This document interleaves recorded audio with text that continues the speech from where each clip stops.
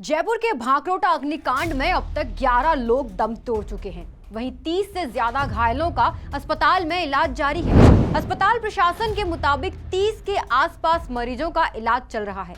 इन घायलों में 20 से अधिक मरीज 50% से अधिक झुलसे हुए हैं। इन सभी मरीजों की हालत गंभीर बताई जा रही है। बता दें कि मरने वालों और घायलों की पहचान करना भी मुश्किल हो रहा है, क्योंकि चेहरे बहुत बुरी तरह से झुलस गए हैं।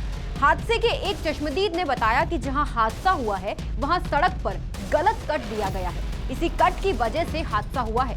यहां पर आए दिन हादसे होते रहते हैं। कुछ दिन पहले भी एक दुर्घटना इसी जगह पर हुई थी। उसमें भी गैस टैंकर था। अगर उस घटना से सीख ले ली गई होती तो फिर आज का हादसा ना होता। भांकरोटा अग्निकांड के बाद सरकार, प्रशासन और NHAI के सामने सवाल भी खड़े हो गए हैं। पहला सवाल, इस प्रकार के ज्वलनशील यानी गैस, पेट्रोल, CNG, डीजल आदि टैंकर्स के लिए सड़क पर अलग लेन की व्यवस्था कब से होगी? दूसरा सवाल, स्कूल के सामने इतना खतरनाक यू टर्न क्यों दिया गया है? तीसरा सवाल, इस यू टर्न पर साइन बोर्ड क्यों नहीं लगाया गया है?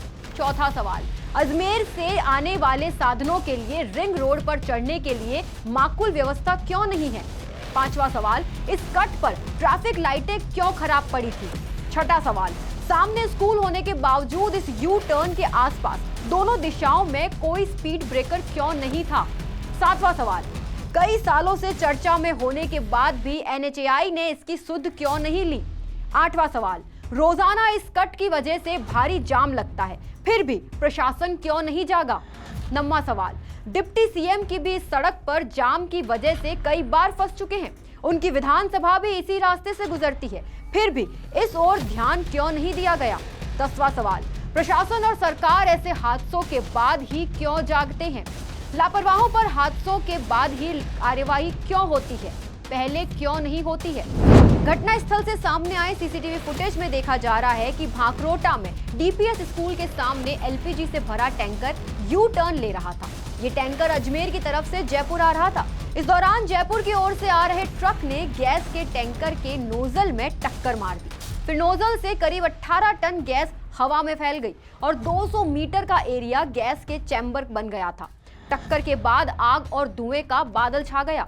इसके कुछ सेकंड बाद ही टैंकर में जोरदार धमाका हुआ और आसपास में गाड़ियों में आग लग गई। वहीं SMS अस्पताल प्रशासन ने बताया कि पहले 2-3 मरीज आए थे। इसके बाद अचानक बहुत सारे मरीज लाए गए। इनमें 5 की पहले ही मौत हो चुकी थी। SMS मेडिकल कॉलेज के plastic surgeon doctor RK Jain ने घायलों और मृतकों का ब्यौरा दिया। उन्होंने कहा कि हमारे पास बर्न वार्ड में 32 मरीज भर्ती हुए थे। 15 मरीज ऐसे थे जो 50% से ज्यादा झुलसे थे, जिनमें से 5 की मौत हो गई और 5 लोगों के शव लाए गए थे। वहीं एक की मौत जयपुरिया हॉस्पिटल में हुई। इस हादसे में करीब 40 वाहन आग की चपेट में आए, जिनमें 29 ट्रक, 2 यात्री बसें, 2 गैस टैंकर, 3 कारें, 3 मोटरसाइकिल और 2 पिकअप वाहन शामिल हैं। अब सवाल ये उठता है कि प्रशासन कब इस और सख्ती से ध्यान देगा? राजस्थान फर्स्ट की स्पेशल रिपोर्ट। इस तरह की और वीडियो देखने के लिए हमारे YouTube चैनल को सब्सक्राइब करें और बेल आइकन को दबाना ना भूलें। यदि आप हमारा वीडियो Facebook पर देख रहे हैं तो पेज को लाइक और फॉलो जरूर करें। हमारे अन्य सोशल मीडिया पेजेस से भी जुड़ें।